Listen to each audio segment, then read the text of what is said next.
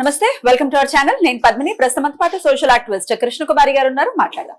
Madam నమస్తే. Madam, Konda Surekha గారి topic అంతకంతకి heat ఎక్కుతోందని ఖచ్చితంగా చెప్పుకోవచ్చు. రకరకాల అంశాలు నెట్టింట తెగ వైరల్ అవుతున్నాయి. ఆవిడ కూడా రియాక్ట్ అవుతూ ఉన్నారు. అందులో ప్రధానంగా ఇప్పుడు మాట్లాడుకోవాల్సినటువంటి అంశం ఏమిటంటే, ఒక ఆడియో లీక్ అవ్వటం అనేది చాలా వైరల్ గా మారుతోంది. బండ బూతులు, ఆడవాళ్ళిద్దరూ కూడా బండ బూతులు తిట్టుకుంటూ, అసలు అంత నెటిజన్స్ రియాక్షన్ లేకపోతే ప్రజల రియాక్షన్ ఏంటి అంటే, ఒక మర్యాద పూర్వకమైనటువంటి హోదాలో ఉండి కూడా ఇట్లా ఇంత బాధ్యతారహితంగా, ఎంత పర్సనల్ అయినప్పటికీ ఇంత అసహ్యకరంగా ఒక ఆడియో బయటకు రావటం, ఆవిడ ఒప్పుకోవటం, ఆ వాయిస్ నాదే అని ఒప్పుకోవటం, మనవరాలు సమ్ రిలేటివ్ మనవరాలు అవుతుంది అనుకుంటా అవతల పక్కన ఆవిడ, వాళ్ళిద్దరి మధ్య జరిగినటువంటి సంభాషణ ఇప్పుడు బయటకు రావడం అనే అంశం కావచ్చు. ఇంకా 2-3 అంశాలు దీనికి సంబంధించి ఉన్నాయి. అవన్నీ కూడా ఒక్కసారి మీ అనాలిసిస్. ఇప్పుడండి మామూలుగా సంయమనం కోల్పోవడము అనే ఒక మాట ఉంది చూసారా? సంయమనము అనేది ఒక మాట. అది మనుషుల జీవితాల్లో ఎంత అవసరం అంటే, వ్యక్తిగతంగానైనా, కుటుంబాల్లో అయినా, ఉద్యోగాల్లో అయినా, రాజకీయాల్లో అయినా, ఎక్కడైనా సరే సర్వాంతర్యామి ఈ మాట. సంయమనము, ఒక బ్యాలెన్స్. ఇంబ్యాలెన్స్ అయ్యాము అంటే మనమే మళ్ళీ సమాధానం చెప్పుకోవాల్సిన పరిస్థితి. ఒక్కసారి నోట్లోంచి ఒక మాట వచ్చింది అంటే దానికి కట్టుబడి ఉండవలసిందే. నేను అన్నానని, నేను అనలేదని, నేను ఏదో ఉద్దేశంతో అన్నానని ఇంకేదో అనడానికి లేదు. ఈ విషయంలో మొన్నటి నుంచి ఈ రగడ నడుస్తూ ఉంది. కొండా సురేఖ గారిది రగడ. దానిలో పనిలో పనిగా ఆమె ప్రైవేట్ వీడియో ఒకటి బయటకు వచ్చింది. అది ఆమెదే, ఆమె కూడా ఒప్పేసుకున్నారు, ఇక పేచీయే లేదు. దాన్ని ఇప్పుడు బయటికి తీసుకురావడం కూడా ఒక రకంగా కరెక్ట్ కాదు. ఎందుకు కరెక్ట్ కాదంటున్నా నేను? అది ఒక వ్యక్తిగతమైన విషయం, వాళ్ళ పర్సనల్ విషయం. ఆమె ఒక మంత్రి హోదాలోను, ఒక ఎమ్మెల్యే హోదాలోను తన కింద పనిచేసే వాళ్ళతోటో మాట్లాడితే అది వేరే విషయం. నన్నిలా మాట్లాడారు అని అవతల మనిషి కంప్లైంట్ చేస్తేనే మనం మాట్లాడాలి తప్పితే మాట్లాడకూడదు. ఈ మొత్తాన్ని ఏమంటామంటే వ్యక్తిగత గోప్యత అంటాం. మరి ఈ వ్యక్తిగత గోప్యత గురించి ఆమె ఏమనుకుంటుందో ఆమె గురించి పక్క వాళ్ళు కూడా అంతే అనుకుంటారుగా.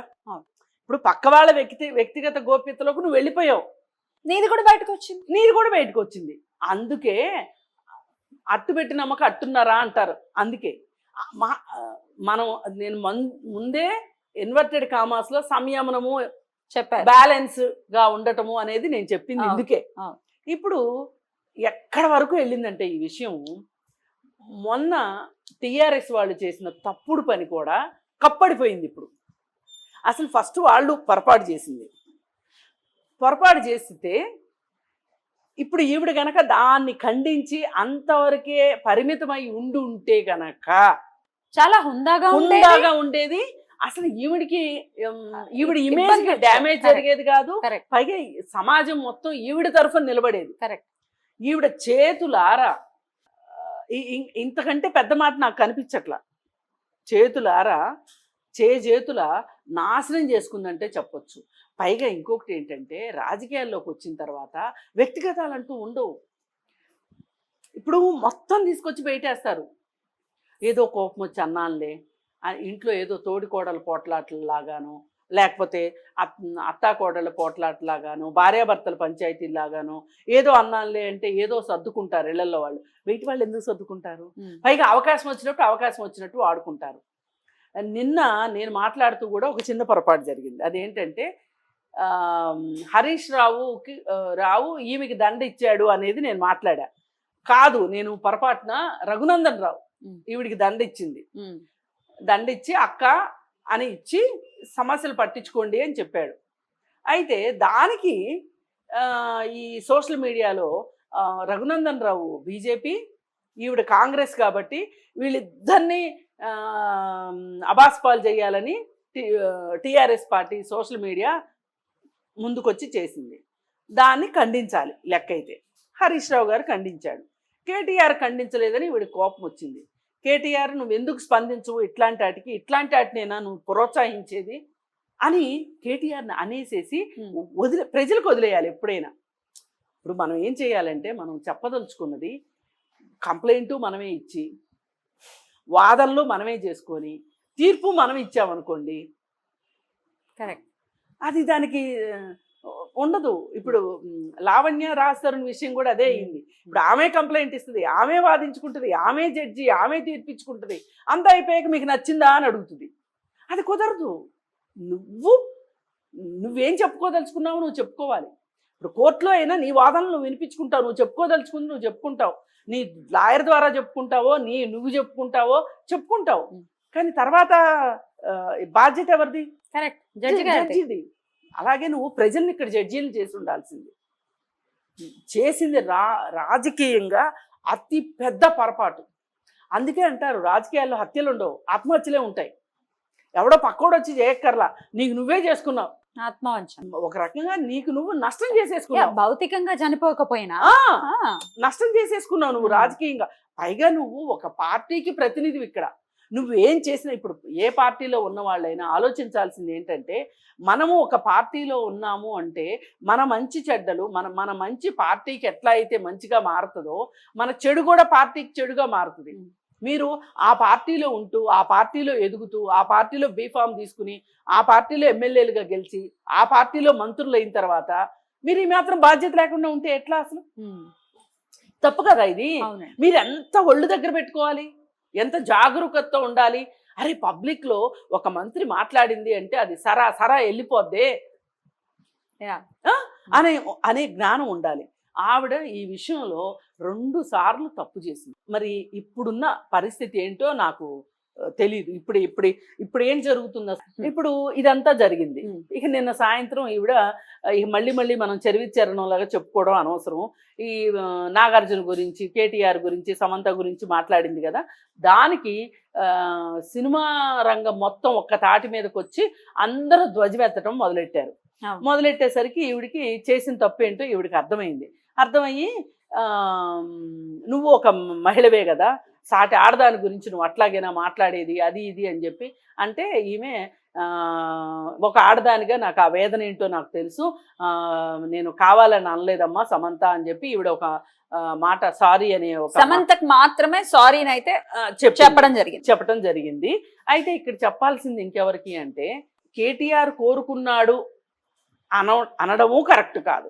దానికి నాగార్జున కూడా వంతపాడి కోడల్ని వెళ్ళమన్నాడు అనటం కూడా ఇది తప్పు. ఇలాంటి పెద్ద విషయాలు మాట్లాడేటప్పుడు చాలా అథెంటిక్ సోర్స్ ఉండాలి. చాలా అంటే చాలా. ఎవరో చెప్పారు, నేను విన్నాను, నేను మాట్లాడుతున్నాను అంటే కుదరదు. పైగా అసలు ఎవ్వరూ చేయకూడదు. రాజకీయాల్లో ఉన్నవాళ్ళు అసలే చేయకూడదు, పదవుల్లో ఉన్నవాళ్ళు అస్సలు చేయకూడదు. ఆమె చేసి ఎంతలా ఇరుక్కుందంటే అంతలా ఇరుక్కుంది. కానీ ఈవిడ సమంతకి సారీ చెప్పినప్పటికీ కూడా ఒక ఆడదానిగా చెప్తున్నాను అన్నది కానీ అసలు ఒక మనిషిగా ఎందుకు ఆలోచించట్లేదు? మగవాడికి కూడా సేమ్ ఉంటుంది లేకపోతే ఆయనకు కానీ పరువు ఉంటుంది కదా. ఇప్పుడు వాళ్ళు ఇదంతా నిజమే అనుకుంటే కూడా మాట్లాడే హక్కు లేదు మనకు. లేదు, పర్సనల్ డివోర్స్ తీసుకోవడం అనేది వాళ్ళ పర్సనల్ విషయం. అసలు నువ్వు వాళ్ళ వ్యక్తిగత గోప్యతలోకి వెళ్ళిపోయావు. వ్యక్తిగత గోప్యతలోకి వెళ్ళే హక్కు ఎవరికీ లేదు.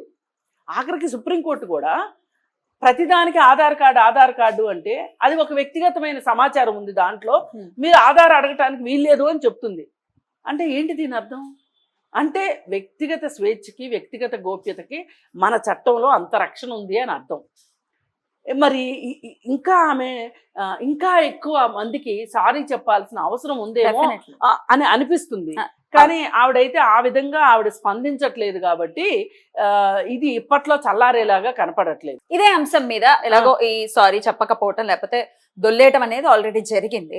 అయితే ఆవిడ ఇప్పుడు రీసెంట్ గా చేసిన కమెంట్స్ గురించి ఒకసారి మాట్లాడుకుంటే, నేను కోపంలో అనేసాను, మరి వాళ్ళు కూడా ఎందుకు డివోర్స్ తీసుకున్నారన్న విషయం కూడా ప్రకటన చేయలేదు అంటూ మళ్ళీ ఇంకొక కమెంట్ చేయటం. ఇప్పుడు మనం మాట్లాడుకున్న ఈ వ్యక్తిగత అంశం అనేది ఆవిడకి అది తెలియదో, అలా ఇప్పుడు శ్రీశ్రీ గారు అన్నట్టు బయటకు వస్తే ఎవరిని ఏమైనా అంటామంటే అది కుదిరే పరిస్థితి కాదు ఇవాళ రోజుల్లో. It's there personal. ఇప్పుడు కరెక్ట్ కాదు. ఇప్పుడు శ్రీశ్రీ గారు అన్న ఉద్దేశం ఏంటంటే, ఒక కవికి ఒక బాధ్యత ఉంటుంది, ఒక రచయితకు ఒక బాధ్యత ఉంటుంది, ఒక రాజకీయ నాయకుడికి ఒక బాధ్యత ఉంటుంది, Correct. ఒక ఉపాధ్యాయుడికి ఒక బాధ్యత ఉంటుంది. అట్లా బాధ్యత మర్చిపోతే మిమ్మల్ని ఏమైనా అంటా ఉన్నాడు. కానీ వాళ్ళ ఇంట్లో- కాంటెక్స్ట్ ఆ, అది వాళ్ళ ఇంట్లో వాళ్ళు ఏం చేసుకున్నారు అనేది నువ్వు వెళ్ళి భూతద్దాలు పెట్టి చూడలేవు కదా, టెలిస్కోపులు పెట్టి చూడలేవు కదా. అది ఒకవేళ చూస్తే కూడా తప్పు నీది. అందుకని ఈవిడ అసలు వాళ్ళ విడాకుల గురించి మాట్లాడాల్సిన అవసరమే లేదు. ఇప్పటికి కూడా ఆవిడ మాటల్ని వెనక్కి తీసుకోవట్లేదు అనేది అర్థమవుతుంది. ఎందుకంటే ఓన్లీ సారీ అయితే చెప్పాం, కానీ నేను ఇందాక చెప్పినట్టుగా ఎందుకు చెప్పలేదు ఇప్పటికీ ప్రపంచానికి, ఎందుకు విడాకులు తీసుకున్నారు అనేది చెప్పలేదు కదా అని అంటున్నారు. ఎట్లా చూడొచ్చు ఈ మాటని? అసలు చెప్పక్కర్లేదు, చెప్పాల్సిన అవసరమే లేదు. పైకి ఈవిడికి అసలు చెప్పాల్సిన అవసరం లేదు. అసలు అడిగే హక్కు లేదు ముందు. వాళ్ళు చెప్తారా లేదా తర్వాత విషయం. ఈవిడికి అడిగే హక్కు లేదు ముందు. ఎందుకు వీళ్ళు అదే ఎలా అంటే కింద పడ్డ మాదే పై చేయి అన్నట్లుగా మాట్లాడాలని. ఇప్పుడు ఆవిడ సమంతకి ఎక్కువ సానుభూతి వస్తుందేమోనని చెప్పి సమంతకి ఈవిడ సారీ చెప్పింది, కానీ అది కూడా మనస్ఫూర్తిగా చెప్పినట్టు అనిపించట్లా. మనస్ఫూర్తిగా ఆవిడ మనసులో నుంచి వచ్చుంటే గనక ఈ మొత్తం నేను మాట్లాడిన దాంట్లో ఎవరికి మనస్తాపం కలిగినా నేను కావాలని మాట్లాడలేదు, నా బాధలో నుంచి అలాంటి మాటలు వచ్చినాయి, అందరూ ఈ విషయాన్ని ఇంతటితోటి మర్చిపోదాము అని గనక ఒక బ్రాడ్ గా ఆమె ఒక పత్రికా ప్రకటన రిలీజ్ చేసి ఉంటే గనక సమంజసంగా ఎంతో కొంత చల్లారేది. కానీ ఇప్పుడు ఆవిడ చేసిన వ్యాఖ్యల వల్ల ఇది అసలు ఎప్పట్లో చల్లారదేమో అనిపిస్తుంది. అసలు మీడియాకు కూడా ఒక మేత వేసినట్టు అయిపోయింది. సామాన్య ప్రజలకు కూడా అసలు ఏంటి ఒక మంత్రి ఇలా మాట్లాడడమా, ఒక మంత్రి ఇలా మాట్లాడడమా అనడం అనేది వాళ్ళ సొంత పార్టీ వాళ్ళు కూడా సమర్థించుకోలేనంత పొరపాటు చేసింది కొండా సురేఖ. మరి పైగా ఇంకొకటి ఆమెకు అర్థం కావాల్సింది, మీ ఇంట్లో ఎన్నో ఉండుంటాయి, ఉన్నాయి, బయటకు కూడా వచ్చింది ఒకటి ఆడియో గురించి వచ్చింది. ఆ ఆడియో గురించి నేనేమంటున్నాను, అది ఆమె పర్సనల్, అంతే, దాని గురించి మనం మాట్లాడొద్దు. అన్లెస్ అంటిల్ ఆ అవతల అమ్మాయి ఎవరైతే ఉన్నారో ఆ అమ్మాయి నన్ను ఈ విధంగా వచ్చి ముందుకొచ్చి పోలీస్ స్టేషన్కి వెళ్ళి నన్ను ఈ విధంగా ఆవిడ దుర్భాషలాడింది అని ఆ అమ్మాయి కంప్లైంట్ ఇస్తే ఇప్పుడు మాట్లాడే మనం స్పందించాలి. అదర్వైజ్ ఇది ఎవరో బయటికి తీసుకొచ్చి పెట్టారు, దాని మీద మనం డిబేట్లు చేయటం కూడా కరెక్ట్ కాదు. కాకపోతే ఇక్కడ అర్థమైంది ఏంటి అంటే, అసలు అంత అన్పార్లమెంటరీ లాంగ్వేజ్ యూజ్ చేయాల్సినంత అవసరం ఏమొచ్చింది? ఎంత కోపం ఉన్నా, ఎంత ఆవేశం వచ్చినా అసలు ఎందుకు ఇంత అన్పార్లమెంటరీ లాంగ్వేజ్ వాడుతున్నారు? అంటే మాకు అధికారం ఉందనా, మేము శాసించే పరిస్థితిలో ఉన్నామనా, మేము ఏం చేసినా చెల్లుబాటు అయిపోతుంది అనా, అంటే అవతల మనిషి ఎంత నిస్సహాయ పరిస్థితిలో ఉంటే ఆ అమ్మాయిని అలా మాట్లాడింది, ఇవన్నీ కూడా వస్తాయి. అందుకని ఏంటంటే, మీరు ఒకరి వ్యక్తిగత గోప్యతలోకి వెళితే, చొరబడితే వేరే వాళ్ళు కూడా మీ వ్యక్తిగత గోప్యతలోకి వచ్చి చొరబడతారు. అసలు ఇది జరగలేదు అనుకోండి, అసలు ఈ ఆడియోనే బయటకు రాదుగా, బయటకు వచ్చేది కాదు. ఏంటంటే దారిని పోయేది ఎవర్రా అంటే తన్నులు తినేది నేనే అన్నట్లు కొండా సురేఖ చేసుకుంది ఈ మొత్తంలో. నేను మళ్ళీ చెప్తున్నానండి, సమంత నాగ చైతన్య విడాకుల గురించి ఎవరికైనా ఆసక్తి ఉండాల్సిన అవసరం లేదు. వాళ్ళు ప్రపంచానికి ప్రకటించాల్సిన అవసరం లేదు. వాళ్ళు ఒక పరస్పర అంగీకారంతో విడాకులు తీసుకున్నారు. కోర్టు కూడా అడగదు, కోర్టు కూడా జోక్యం చేసుకోదు. మీ ఇద్దరు పరస్పరంగా విడాకులు తీసుకోవాలనుకుంటున్నారు కదా, అంటే ఏంటి పరస్పర అంగీకారంలో ఏముంటాయి అంటే, మా ఇద్దరికి మనోభావాలు కలవలేదను, అభిప్రాయాలు కలవలేదను, నిత్యం మాకు దీనివల్ల మాకు గొడవలు అవుతున్నాయి అంటే అవి ఏమి గొడవలు, ఎలాంటి గొడవలు అనే అడిగేది కూడా కోర్టు కూడా అడగదు. కోర్టు ఎప్పుడు అడుగుతుంది అంటే, ఒకరే విడాకులకి వెళితే, మ్యూచువల్కి ఇవన్నీ ఏమి ఉండవు, మ్యూచువల్కి ఇవన్నీ ఒక్కరే వెళ్తే మటుకు ఎందుకు విడాకులు తీసుకుంటున్నాం అనేది కోర్టుకు మనం చెప్పాల్సి ఉంటుంది. చెప్పాల్సినప్పుడు రెండో వాళ్ళ మీద కంప్లైంట్లు చెప్తాం మనం. ఆ కంప్లైంట్లు నిరూపించుకోవాల్సిన అవసరం ఉంటుంది. అప్పుడు మాత్రమే కోర్టు రెండో వాళ్ళని అడుగుతుంది, మరి ఇతను ఈ విధమైన అభియోగాలు పెట్టాడు మీ మీద, దీనికి మీరు ఏమంటారు? లేదు అనుకుంటే ఇవి కరెక్ట్ కాదు అంటే మీ దగ్గర ఏమైనా సాక్ష్యాలు ఆధారాలు ఉన్నాయా అని అడుగుతుంది కోర్టు. అంతేగాని పరస్పర అంగీకారంతో విడాకులు కోరుకునే వాళ్ళని కోర్టే అడగదు. అలాంటిది నువ్వెవరు, నువ్వెంత, అసలు నువ్వెందుకు అడుగుతావు? అసలు నువ్వేదో ఊహించేసుకుని ఒక క్రైమ్ థ్రిల్లర్ స్టోరీ లాగా మాట్లాడతాను అంటే కుదరదు. మీరు రాజకీయ నాయకులు, మీరు ఒక ఎంత బాధ్యతతోనూ ఒక విధమైన క్రమశిక్షణతోనూ ఉండాల్సిన అవసరం ఉంది. పైగా మీరు వేరే వాళ్ళకి ఒక ఎగ్జాంపుల్గా ఉండాలి. మిమ్మల్ని చూసి నలుగురు నేర్చుకునేటట్లు ఉండాలి. Correct. ఆ వీడియో ఆ ఆడియో బయటపడిన ఆడియో వింటే మీ మీద ఏమైనా గౌరవం ఉంటుందా అసలు? అసలు వర్ణించడానికి కూడా వీలుగా అనేటువంటి పరిస్థితి. వీలుగానంత ఈ పరిస్థితి. కుళాయిల దగ్గర కూడా అంతలా కొట్టుకోరేమో కుళాయిల దగ్గర కూడా కొట్టుకోరు, అట్లా కొట్టుకోరు. ఏది ఏమైనా కొండ సురేఖ గారు ఆవిడ పూర్తిగా ఒక రకంగా దివాళా తీసినంత పని అయిపోయింది ఈ విషయంలో. దివాళా వ్యాఖ్యలు అంత దివాళా కోరుతనంగా ఉన్నాయి. ఈ క్షణానికి కూడా నేను చాలా పొరపాటు జరిగిపోయింది, అనుకుని జరిగిందా అనుకోకుండా జరిగిందా ఏదన్నా కానీ ఇర్రెస్పెక్టివ్, ఆమె గనక ఒక సంజాయిషి ఇచ్చుకుని వాళ్ళందరికీ, ఎవరికి ఇప్పుడు కేటీఆర్కి సమంతకు ఆల్రెడీ చెప్పేశారు, నాగార్జునకి వాళ్ళ కుటుంబానికి కూడా ఆవిడ క్షమాపణ చెప్తేగా తప్పితే ఇది ఎంతో కొంత చల్లారదు అనే పరిస్థితిలో ఉంది. కానీ ఆమె వైఖరి చూస్తే అలా చెప్పేలా అనిపించింది, ఇప్పటికీ అనిపించట్లేదు. నమస్తే, వెల్కమ్ టు అవర్ ఛానల్. నేను పద్మిని. ప్రస్తుతం పాటు సోషల్ యాక్టివిస్ట్ కృష్ణకుమారి గారు ఉన్నారు, మాట్లాడదాం. మేడం నమస్తే. మేడం, ఇక నాగార్జున గారు కూడా డెఫినెట్ గా డిఫమేషన్ కేస్ ని వేయటం జరిగింది. ఇంత ఇల్గా మాట్లాడటం, బహిరంగంగా ఒక వేదిక మీద ప్రెస్ మీట్ పెట్టి మాట్లాడటం అనేది నిజంగా చాలా బాధాకరం అంటూ డెఫమేషన్ కూడా వేశారు. సో ఎట్లా చూడొచ్చు మరి డెఫమేషన్ ని? ఆబ్వియస్ గా ఇట్లాంటి కేసెస్ అన్ని చిన్న చిన్న అలవాటే ఉండుంటాయి, అయినప్పటికీ డెఫమేషన్ అయితే పడింది. ఇప్పుడు ఈమెయితే ఈ విషయానికి సంబంధించి కోర్టుకు వెళ్లాల్సిందేనండి. ఈవిడ ఈ సందర్భంగా నన్ను టీఆర్ఎస్ పార్టీ వాళ్ళు ఇలా చేశారు కాబట్టి నేను ఇలా మాట్లాడాను అంటే కోర్టు కూడా ఏకీభవించదు. ఇప్పుడు కోర్టు అంటే, చట్టం అంటే నథింగ్ బట్ కామన్ సెన్స్ అండి. ఇప్పుడు ఏ చిన్నపిల్లాడిని ఒక మూడో మనిషిని తీసుకొచ్చి కూర్చోబెట్టి వాళ్ళు అలా అన్నారంట, అందుకోసం ఈవిడ ఇలా అన్నదంట అంటే ఏం చెప్తారు? కరెక్ట్ కాదనే చెప్తారు కదా. కరెక్ట్ కాదనే చెప్తారు కదా. ఇదంతా ఎలా అయిపోయిందంటే ఎవరో జ్వాలను రగిలించారు, వేరెవరో దానికి బలైపోయారు అన్నట్లుంది. అసలు ఆ రోజు రఘునందన్ రావు మీటింగ్ లో ఆయన మీకు దండెవ్వడం ఏంటి, దానికి టీఆర్ఎస్ వాళ్ళు పెట్టడం ఏంటి? అసలు ఇప్పుడు మొత్తం టీఆర్ఎస్ వాళ్ళు తీసుకోవాల్సిన బరువు బాధ్యతను మొత్తాన్ని అనవసరంగా దారిని పోయేదాన్ని నెత్తినేసి రుద్దుకోవడం అంటే ఇదే కొండా సురేఖ విషయంలో. ఇక్కడ ఈ డెఫమేషన్కి సంబంధించి ఆవిడ ఎంతో కొంత కోర్టు ముందు సంజాయిషి ఇచ్చుకోవాల్సిన అవసరం ఉంది. కోర్టు చేత మొట్టికాయలు తినే పరిస్థితి కూడా ఉంది. అనవసరంగా ఆయుధాలు అందించింది వాళ్ళకి, అనవసరంగా తన అమ్ముల పొదిలో ఆయుధాలని అందించింది వాళ్ళకి. రాజకీయంగా ఇది చాలా చాలా పెద్ద పొరపాటు అని చెప్పొచ్చు.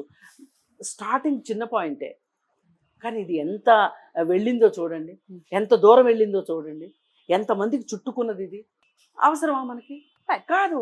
కాంగ్రెస్ నుంచి ఎటువంటి సపోర్ట్ ఉంటుందని అనుకోవచ్చు కొండా? కాంగ్రెస్ నుంచి కూడా ఇప్పుడు ఎవరూ సరిదిద్దే పరిస్థితిలో లేరండి. ఇప్పుడు 10% ఒళ్ళు గాలింది అనుకోండి, డాక్టర్లు ఏదన్నా చేస్తారు, 20% కాలింది, 30% కాలింది, 50% కలిసి కాలితే కూడా ప్లాస్టిక్ సర్జరీ చేసి ఎట్లా ఒట్లా కాపాడతారు. అసలు 95% కాలిపోయిన పరిస్థితిలో ఎవరు మాత్రం వచ్చి ఏం కాపాడతారు? ఇప్పుడు మీరు నేను ఉన్నామండి, ఒక మహిళకి ఇన్ని కామెంట్స్ వస్తున్నాయి, ఆమెను ఎట్లన్నా సపోర్ట్ చేద్దామా అంటే మీకు నాకు ఏమైనా దొరుకుతుందా చెప్పండి? సపోర్ట్ చేస్తే మనం దొరికిపోతాం. అది ఏంటమ్మా బుద్ధి లేదా, నువ్వు సాడదానివేనా అనే కామెంట్లు తినాల్సిన పరిస్థితి వస్తుంది. అసలు యాక్చువల్గా నిన్న ఒక రకంగా నాకు పూర్తిగా విషయం అర్థం కాక కొంచెం ఒక లైటర్ వేలో మాట్లాడితే నన్ను కూడా చాలా మంది ట్రోల్ చేశారు. ఆవిడకి సపోర్ట్ చేస్తున్నారనే అర్థం చేసుకున్నారు. కానీ నేను చెప్పదలుచుకుంది ఏంటంటే, ఎవరికి ఎవరు సపోర్ట్ అనే కన్నా కూడా ఒక విలువల్ని, రాజకీయాల్లో కామెంట్స్ విషయంలో కూడా ఒక విలువలని మనము ప్రతిష్టాపించాల్సిన అవసరం ఉంది. ఒక ప్రాణ ప్రతిష్ఠ చెయ్యాలి ఇక్కడ.